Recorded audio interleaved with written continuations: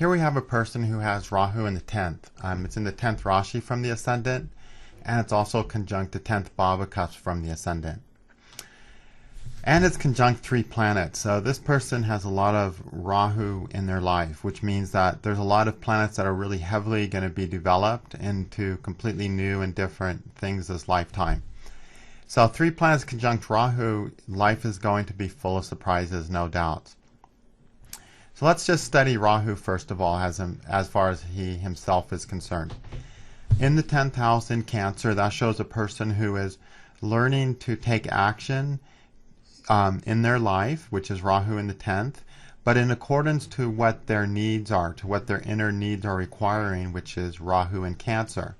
So this is a person who's learning to understand what they need to be happy, what their needs are, and then to take action to fulfill those needs. Okay? Now Rahu himself is conjunct Venus, the ascendant lord, a favorable house lord, but unfortunately Venus is sleeping. So that doesn't give any Venusian capability to Rahu, which means not a really good capacity to make decisions. Venus is the planet that lets us make decisions for things that are worthwhile, and when Venus is sleeping, a person will usually do things that they find out later in life were really not worth the time, money, energy, effort put into it. Then the moon is there as well. Moon is the 10th lord. It's not a helpful or hindering planet, but it is the lord of Rahu. Okay, so that's very promising, and it's strong in its own sign. So the moon will give Rahu more capability for the person to understand their needs, and as they learn what those needs are, have a better capacity to take actions with them. Then Rahu's conjunct the 11th cusp, Rahu's conjunct the Sun, the 11th cusp lord, and also the lord of the 11th Rashi from the ascendant. And that's one of the difficult house lords for Libra. So that Sun is going to have an agenda for accomplishing things and getting things done that will close Rahu down to really paying attention to what it really needs. It'll have plans that it'll stick to even in the face of what it feels it needs. So that will actually take away from Rahu.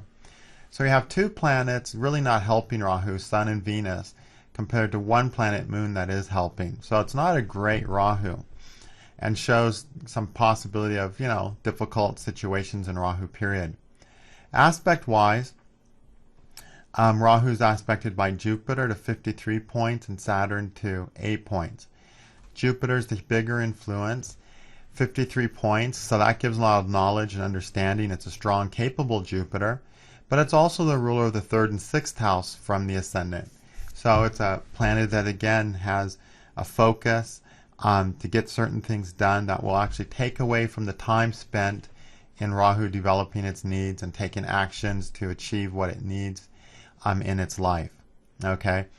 And instead it'll focus primarily on 3rd Bhava indications, Jupiterian indications. Okay? It's more going to be 3rd Bhava indications because Jupiter's in the 3rd, even though it rules the 6th. It'll give more weight towards the 3rd here. So it's not a very open Rahu. It's not a Rahu that's really going to deal with its problems too much because Jupiter and Sun are both keeping Rahu unfocused in its goals. Venus doesn't give it any capability, and the Moon's the only really helpful planet. Saturn's a good planet for Libra ascendant. It rules the 5th house of luck and fortune. So Saturn can give a little bit of lucky breaks to Rahu, but hardly any because it's only 8 points of aspect, so it's really not a lot of help. So we have this a sort of mediocre Rahu, or a poor Rahu in general. Now Rahu is going to give the results of Venus, Moon, and Sun because it's conjunct them. Then it's going to give always the results of Saturn. So the most important periods were likely going to be Rahu Venus, Moon, Sun, and Rahu Saturn. Okay? And also as we look towards other houses, we'll see other lords become important. What houses are going to be important? What Vargas? Well, the Navamsha is always going to be important, right? Because it's Rahu. In the Navamsha, Rahu's lord is Moon. So Rahu Moon will be an important dasha to look at. Saptamsha, because children are also always a possibility in Rahu dasha. Therefore, Rahu Saturn will be an important dasha. Okay, Rahu's in the sign of Saturn in the Saptamsha. Then Rahu's in the 10th bhava, so that lets us know that the 10th Varga is going to be important. In there, Jupiter rules that, so Rahu Jupiter will be an important period. Okay. And then it's conjunct the Karaka Venus, again, Karaka of marriage, which is Navamsha, which we've already covered. But also it has the moon, which is mother, sun, which is father, and Venus, which is also a Karaka of father. So we can see parental issues will be important. So Rahu moon will be important, and the Dwadasamsha, the 12th Varga of dealing with parents, will be important. And parents will be important in the context of the father simply because Rahu's in the 10th bhava cusp as well. So those are sort of a quickie of what's going to be the more important things to look at in this Rahu Dasha. Alright, so starting with Rahu Jupiter. We've seen Rahu Jupiter could be an important period simply because Jupiter is in the rules Rahu in the Dasamsha, and Rahu's conjunct the 10th bhava cusp in the Rashi, so we need to pay attention to that Dasamsha. Okay. Rahu Jupiter is Rahu's going to activate Jupiter as the 2nd and 11th lord. So this can be name, honors, and titles, possibly, because that's the things the 2nd and 11th rule. To the degree of Jupiter's strength. How good is Jupiter? Well, he's sleeping, first of all, in Gemini. So he doesn't have a lot of strength by himself, but maybe he'll get a lot of help somewhere. Sun helps him to 7 points, and the Sun is in a natural friend sign, so it can help Jupiter. The Sun is not awake, but not sleeping either. It's in that middle sleepy period. So he has some strength. The Moon is in a natural neutral sign, aspecting Jupiter, has some strength. Mars is in a natural friend sign and really helping Jupiter to 57 points. Mercury is his enemy and hurting him to 31 points. Venus is his enemy, hurting him to 29 points. And Saturn is his neutral, and so not helping or hindering. But Venus and Mercury are hurting. We get, Sun, Moon, and Mars helping a bit, but he's sleeping to start with. So it's not a very good Jupiter. So Rahu Jupiter is really not going to didn't give any unusual success or involve them in anything great. But thanks to the help of, friendly Mars mostly, but also friendly Sun and Moon, it wasn't a period of, them having setbacks in their career focus or anything of that sort. It was just a real sort of mediocre, average period where they got,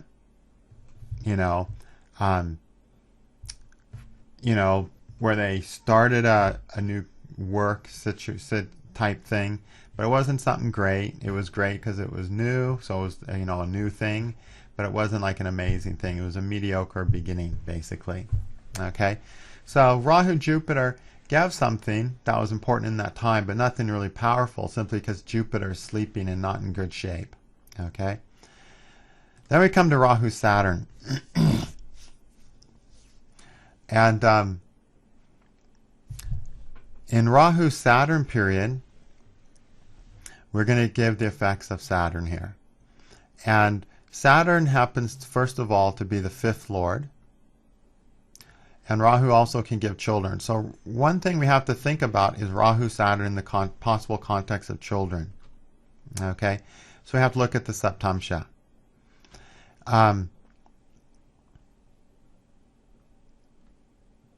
Okay. And, there's one other important Varga here. Oh, yeah. Okay. We also need to look at all the important Vargas that we decided needed to look at, which is the Dwadasamsha, the Dasamsha, Saptamsha, and Navamsha. We need to look at Saturn ruling all those Vargas, because Rahu being important in those Vargas shows it's really going to light those Vargas up. And in Rahu Saturn, it'll activate Saturn very strongly in those Vargas. Okay? So Rahu Saturn. In the Rashi chart, Saturn's a decent planet. He's a good house lord, so he helps open Rahu up to its needs.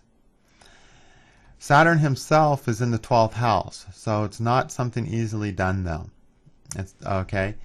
Then Saturn himself is influenced by, even though he's in a natural friend sign, which is good, so he gets some mudita, some delight there. he gets influenced by a lot of enemies, Sun, Moon, and Mars. Mars, fortunately, is sleeping, so can't hurt him, but Sun and Moon help him a bit.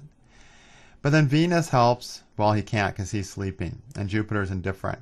So we get a little bit mudita here, but 30% of that mudita is lost to the Sun and Moon. So it's not a great Saturn, but can give a little more happiness, okay, and direction in life. Now in other Vargas, we're going to see some funny things.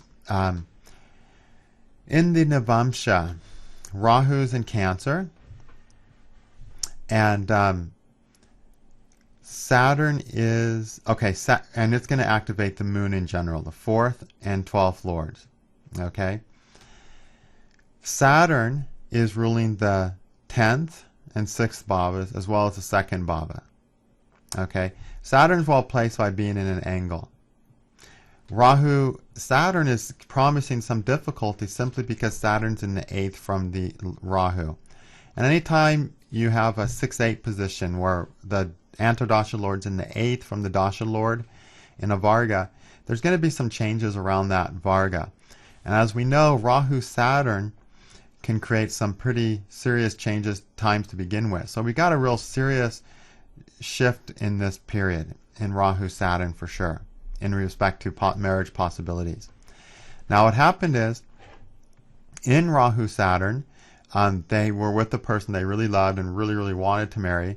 Unfortunately, that person didn't want to marry them, so there was a lot of disappointment. And so that got them onto another partner that they married towards the end of the Rahu Saturn period. Now, Rahu's not related to the 9th house cusp, but Rahu can always give marriage, right, in any Varga, if he has some good stuff. His Lord Moon is in a friend sign. His Lord Moon is aspected by neutral Jupiter and neutral Saturn. So Moon is mudita. So Rahu can certainly marry them. Okay? The only aspects to the Moon are from Jupiter, who's sleeping. And Jupiter's a bad house. I'm sorry, the only aspects to Rahu are Jupiter, who's sleeping, which isn't a bad thing because, Venus is, or because Jupiter for Taurus Lagna in the Navamsha is not a helpful planet anyway. It's not going to really open it up. And then Saturn aspects, and Saturn's helping, because Saturn from Taurus is the 9th and 10th Rashi Lords and is a planet that can open things up.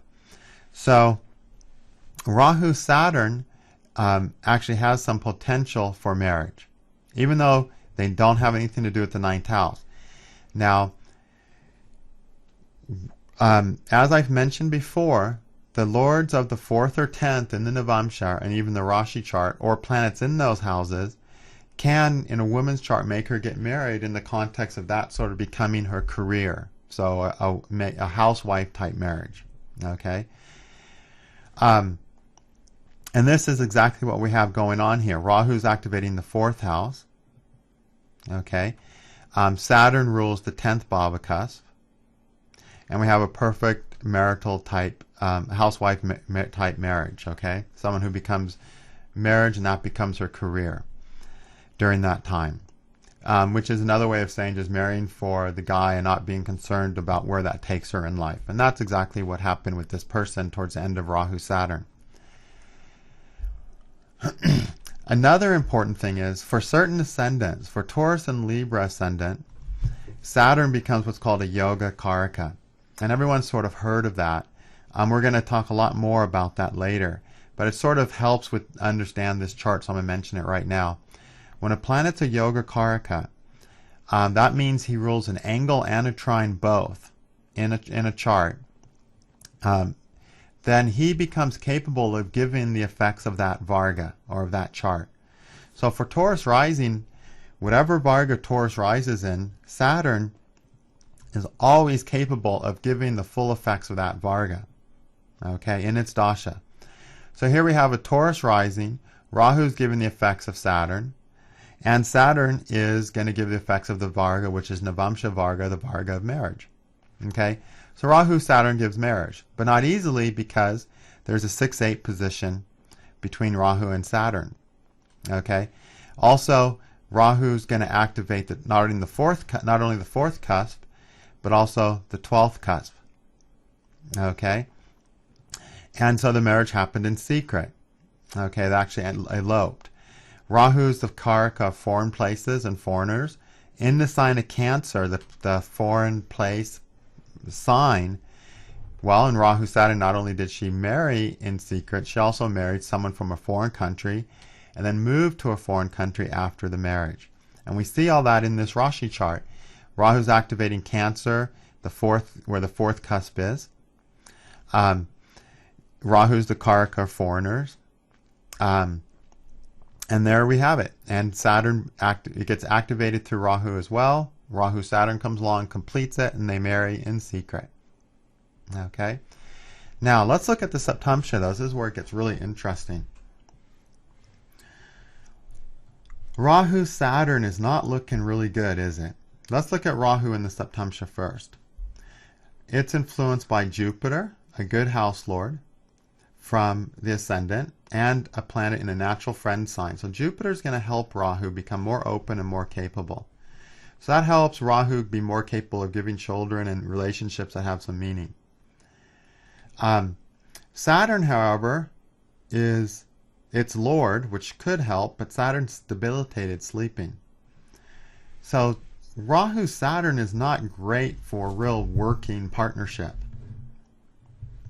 unfortunately. Okay.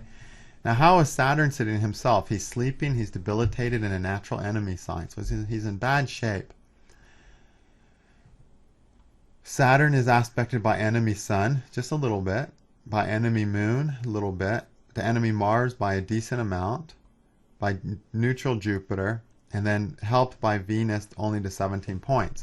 So that's a very starved Saturn. Okay?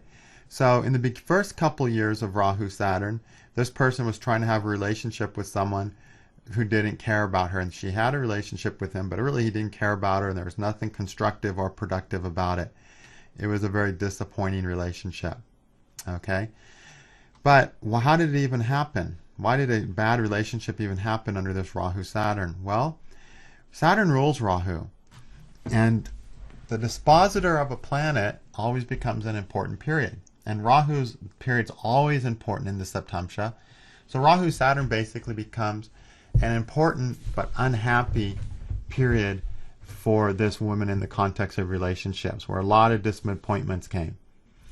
Then she meets a person from another country who's traveling through her country, marries him really quickly without really knowing him, because the Navamsha was strong, active, gets kicked in, she marries him.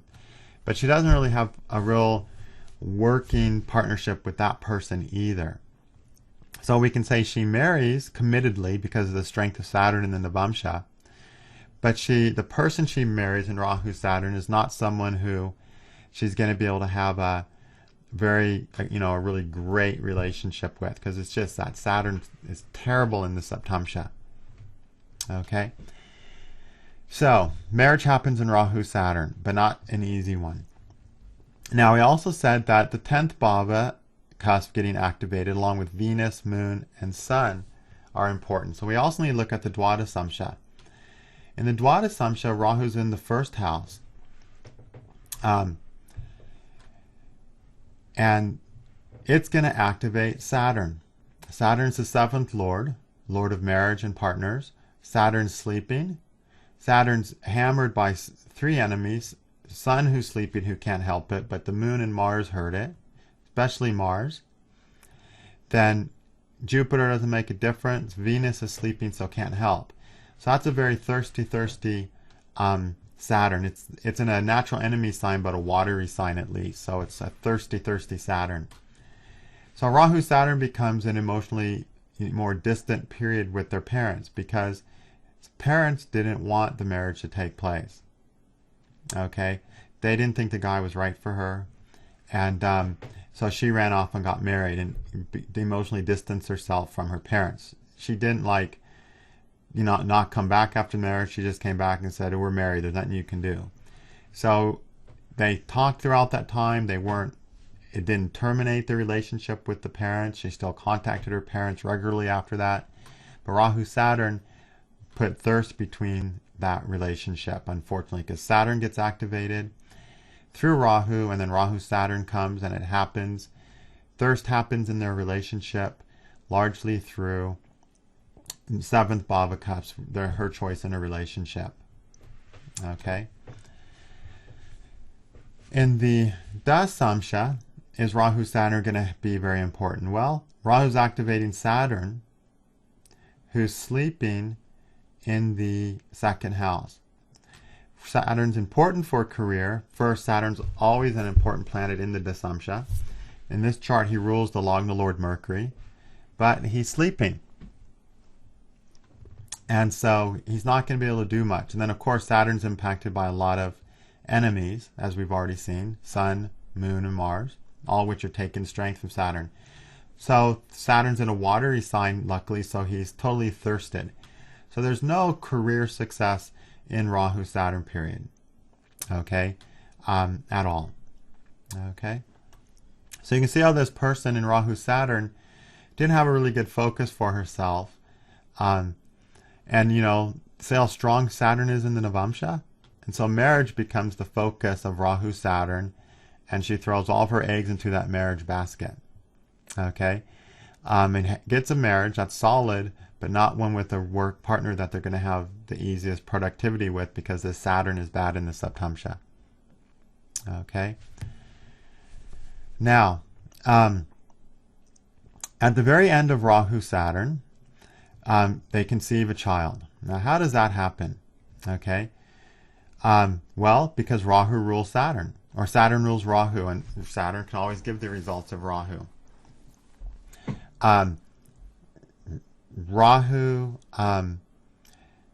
Saturn, rules the seventh lord from Rahu. Again, in the Saptamsha, the seventh lord is the important one, which is the moon. But again, it's a bad Saturn. So the pregnancy happened at a bad time, created a lot of stress, and happened at the very end, and then they went into Rahu Mercury. There's no way Rahu Saturn could have maintained a pregnancy. At best, it can give an unwanted pregnancy at that time. But then Rahu Mercury came along, and that's, you know, when the baby would have been born. Like I said, it happened at the very end of Rahu Saturn. In Rahu Mercury, Rahu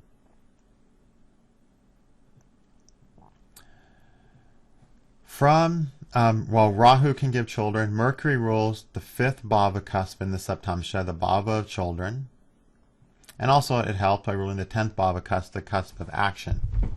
Okay, Mercury is in a natural neutral sign, so sleepy, not sleeping, but just sleepy, so totally decent. Hurt by his enemy Moon by a little bit. Indifferent by Mars. Jupiter doesn't help or hinder. Then he gets a little help from Venus. So there's a little bit of mudita, a little bit of starvation, but a decent enough Mercury to give a child. Mercury's in the 10th sign from the ascendant, a sign that has an easier time making things happen. He rules the 10th Bhava cusp, and most importantly the 5th Bhava cusp, the cusp of the child itself. And they have a child. Then Mercury also rules the 7th Bhava cusp, the cusp of conception. Okay, so in Rahu Mercury they have one child, and shortly after that they conceive another child, which Mercury has no trouble creating, simply because of what I said before. It's a good period. So they have two children in Mercury period, one conception, and one child, a canoe conception, and then another child. And have two children in Rahu Mercury. Okay. Okay. In other Vargas, in the Rashi Varga, Rahu Mercury's not really lit up so much. Okay. It's important in the Saptamsha because Rahu is important in the Saptamsha, because the Saptamsha is all about,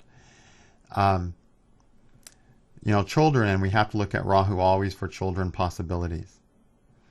In the Navamsha chart, does Rahu rule anything important in that chart? Well, or Mercury, he rules 2nd and 5th Rashis, but he is not ruling any Bhava cusps.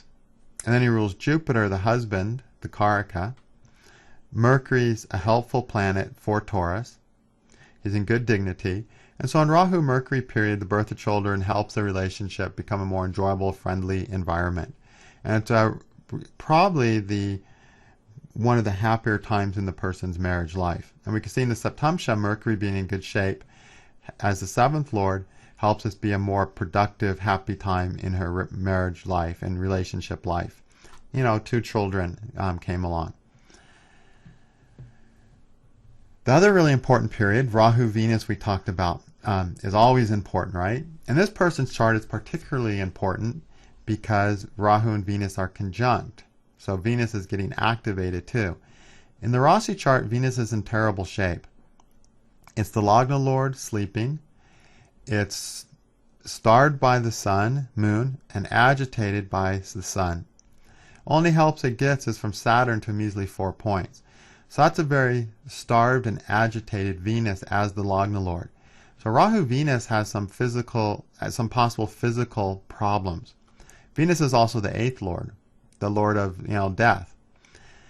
So that means we need to look at the Trimsamsha to see other possibilities happening during that period. That's how bad things can be. In the Trimsamsha chart, Venus rules the 3rd and 9th bhavacusps and the 7th. The biggest concern is that it rules not the 7th cusp but the 7th sign. For Aries rising, Venus ruling the 2nd and 7th can always be a period that can deal with physical troubles and death-inflicting things. It's what's called a Marika, or death-inflicting planet. So it's not a great Venus in that chart for the health, for the body. Okay. Now, what happened in Rahu Venus is they had a tubal pregnancy, it's called. And so let's look at Venus in the Septumsha. In the Septumsha, Venus happens to rule the 3rd and 8th bhavacusps. See, we get that 8th bhavacusp in there again. It's in the 12th Rashi from the ascendant, a bad, difficult placement. It's a bad Venus that's starred by the moon and sun being conjunct them. Venus in general in this chart is going to be bad because it's hammered by this moon and sun. It's conjunct 2 natural enemies.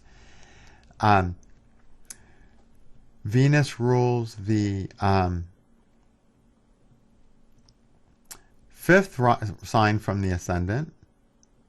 Okay, so it brings in complications with pregnancy, where they get a tubal pregnancy that they don't even know about. And that tubal pregnancy was in there for like a year or so and then became malignant. So one day they were on their way to the airport and they just passed out getting into the car to take them to the airport. They just fell over.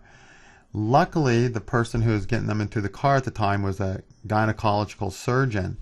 He rushed her to his hospital, which was in the same town, and did an emergency operation on her and basically saved her life. Okay? So had a really lucky, really good break there, really lucky break there. So you see this really troubled Venus here. Okay? Why didn't they die? What saved them? Well, the biggest thing that saved them is that they had longer than short longevity. Okay, so it was a medical emergency, an 8th house, 1st house emergency, but not a death thing.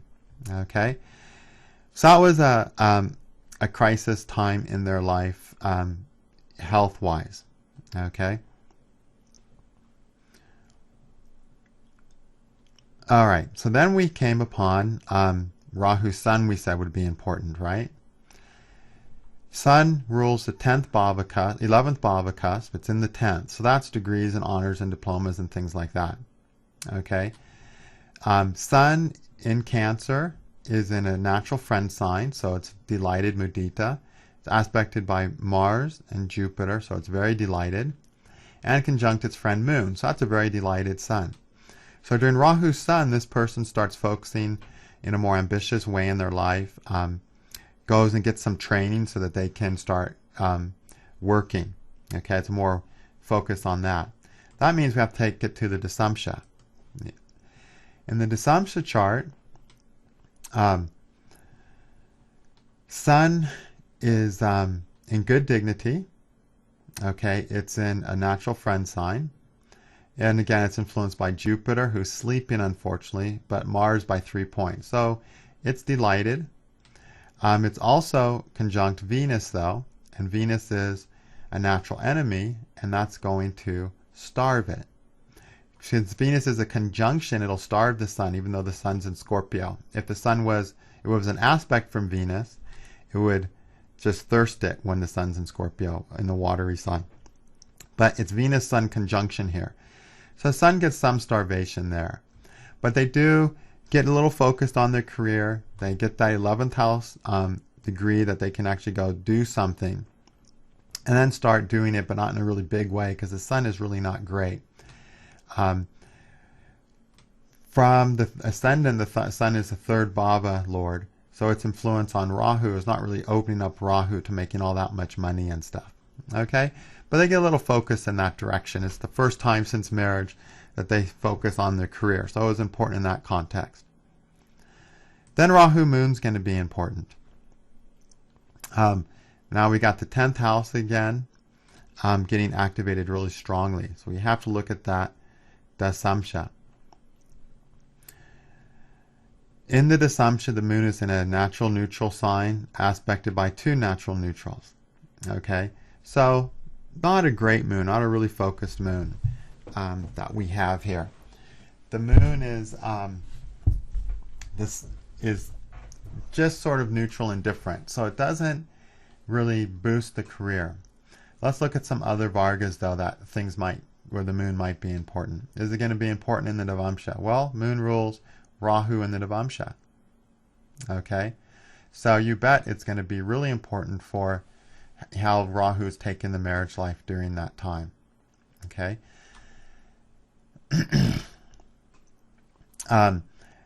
During Rahu Moon, the marriage was happy, but at the same time, the end of Rahu Moon, the husband had to be away for some time. Okay, so we see Rahu being very strongly activated in Cancer. In the 4th, and again, Rahu always can give some separation. By separation, I mean just physical separation. And in Rahu Moon, the period of its lord, that's what happened. The husband had to leave the country for a little while to go do some work somewhere else.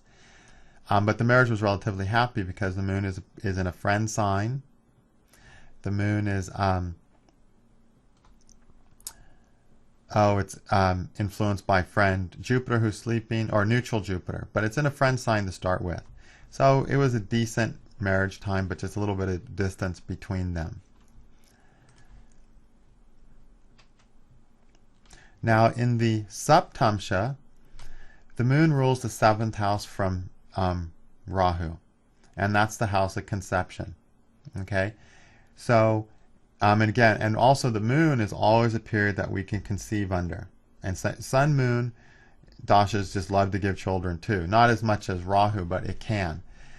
So Rahu can give children, moon possibly can. Moon really wants to conceive because it rules the 7th bhava cusp. Okay, so on Rahu Moon, they have another conception. Okay, and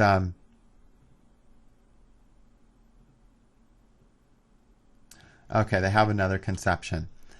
The moon is in decent enough shape, and he's conjunct his friend Sun, which is the biggest help to him. Okay, conception occurs, and then after Rahu Moon, we have Rahu Mars. Okay, Mars rules the 9th house from the ascendant, the 9th bhava cusp, which is the 5th from the 5th, so it's a planet capable of giving children. Mars is in decent shape. He's in a natural neutral sign, but gets a lot of mudita delight from Jupiter, and doesn't get anything taken away from him by any planets. Saturn is his neutral. So it's a good Mars. It's good from the ascendant, and so there's another child born in Rahu Mars period. And this child was conceived in Rahu Moon. Now the interesting thing is, this child that was conceived in Rahu Moon under the ruler of Ketu happened to be the child that this person felt the closest to out of their children. Okay, very, very interesting how that works out sometimes, okay? And that's because K2, of course, indicates, past connection. So a child conceived under any influence of K2, there's just a stronger sort of connection there. And of course, K2 ruled that moon, and so activated K2 during that time. But the child was actually born in Rahu, Mars. Okay?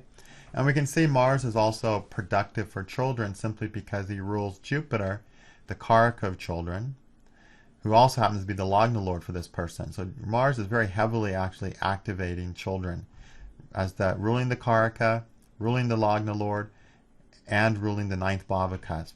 So he gives the child in Rahu Mars. And so you can see how this person life largely revolved around being a career mother. Why is that? Well, because Rahu's influence in the 10th in the Rashi, activating the 4th Lord in the Navamsha. And when you see 4th and 10th house stuff going on in the Rashi and Navamsha, in a woman's chart, that can often indicate, marriage being their career. In the Dasamsha, and then you need to check in the Dasamsha, is the woman going to do her own big thing? Well, in this woman's chart, Rahu's Lord Jupiter sleeping. Okay?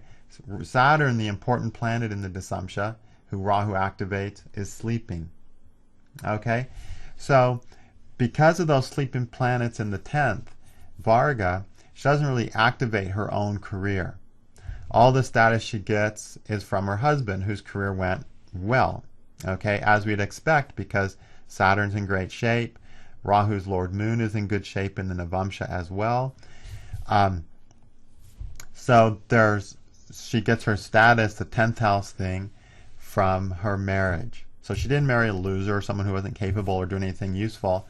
She married someone who was doing useful things and was very capable. But she doesn't achieve her own status because of this 10th house thing. Okay? Now, this person was obviously under 42 when they had the Rahu Dasha. And whenever Rahu comes in early in life, it always means you're really not ready for it. Rahu in this is a tricky Rahu. This Rahu wants to find and get in touch with its emotional needs and take actions to fulfill those emotional needs. That's the goal of this Rahu. That's what this person's not good at. The whole life is going to focus on that because the Rahu's conjunct its Lord Moon. But along that path, Venus is going to help them make bad decisions. The marriage didn't work. It ended in the next dasha of Jupiter, actually. Other bad marriage decisions were made. Because until Rahu becomes 40 and turns 42, this person really doesn't know what they really need. Okay? Rahu in Cancer just doesn't really know what it really needs to be happy until Rahu matures at 42. So having this Rahu Dasha before 42, was very tough on this person. And so it wasn't the most happy time because a lot of their needs, they didn't know how to act upon them. They didn't know how to express them, which we wouldn't expect them to know, especially because there's sleeping Lagna Lord Venus here. That's the most important planet in the Rashi chart, is sleeping with Rahu. So not a person who really knew what they needed in the early part of their lives. Okay? And so when they knew what they really needed in life, when the Rahu maturation came along, at that point they totally changed everything about their life when Rahu finally matured. Okay? So you never want Rahu period before it matures. But if Rahu is really a great Rahu in all respects, then if you get it before Rahu matures, you can have a great life, but it might just feel a little overwhelming. It might be hard for you to keep up with it. But that's better than having a life where a lot of things are missing and you don't even know how to go about finding the happiness you need, which was somewhat the case with this person because of this Venus conjunction there. And again, this Venus conjunction is so important because it's the Lagna Lord and the conjunction is happening in the Rashi chart. Lagna Lord's the most important planet. Okay? And of course you can see this person, Sun, Moon, Rahu all in the first house is a person whose identity and mind and desires and goals will all be changing dramatically through their life. Rahu's going to develop all these planets anew. Okay, so I hope those are some good predictive examples of what to look for when predicting Rahu. And I wanted to have a Rahu in the 10th chart that wasn't just all about success and fame, because usually when you see Rahu in the 10th, you can correctly jump to the conclusion that it's going to be a really career-focused period. This person's career was marriage, and it was very focused and successful in that respect. But as far as personal career, we look at this Dasamsha and we see they don't really do any great things because Rahu's Lord sleeping and Saturn sleeping. So you want to pay attention to that, because Rahu in the 10th doesn't always give a lot of success. It's very capable of doing that though, but it doesn't always do that. So this is an example that's different than what you're normally going to see with Rahu in the 10th. So if Rahu's in the 10th in a woman's chart, look towards that Navamsha.